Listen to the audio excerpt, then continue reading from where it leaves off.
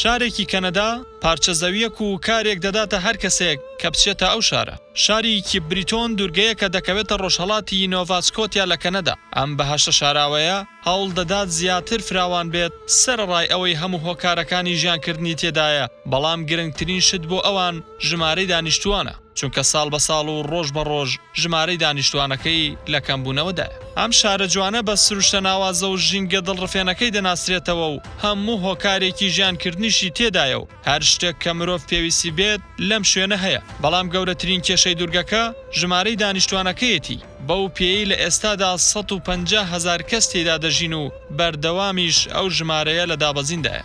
بەم هۆکارە خاوەنکار و بازرگان و دەسەڵاتدارانی ئەو ناوچەیە هەڵمەتێکی ڕێکلامکردن و بانگەشەیان دەست پێ کردووە بۆ ئەو کەسانەی دەیانەوێت لەم دوورگەیە بژین. ئەوان دەڵێن هەر کەسێک دەیەوێت لەم دوورگەیە بژی، ئەوە ئێمە کار و زەوی پێدەدەین و هاوکاری لە دروستکردنی خانووەکەشی دەکەین. وەزارەتی کار و گەشەپێدانی کۆمەڵایەتی کەنەدا لە ڕاگەیاندراوێکدا پاڵپشتی بۆ دەسەڵاتداران و خاوەنکارانی ئەم دوورگەیە دەربڕیوە و دەڵێت ئێمە ئامادەین ئاسانکاری بۆ ئەو کەسانە بکەین و مۆڵەتی کارکردنیان پێ بدەین کە خوازیاری ژیانکردنن لەم دوورگەیە. دوورگەی کیبریتۆن دەکەوێتە باکووری ڕۆژهەڵاتی کەنەدا و ڕووبەرەکەی نزیکەی 21,000 کیلۆمەتر چوارگۆشەیە. دوورگەکە لە چەندین شاخ و گرد پێکاتووە و بەرزترین لووتکەی بەرزیەکەی 532 مەتر دەبێت و چەندین دارستان و کەناردەریای تێدایە. کیبریتۆن کەشوهەوای دەریایی هەیە، هاوینێکی سووک و زستانی ساردی باراناوی. باشترین کاتەکان بۆ سەردانی دوورگەکە لە مانگی حوزەیرانە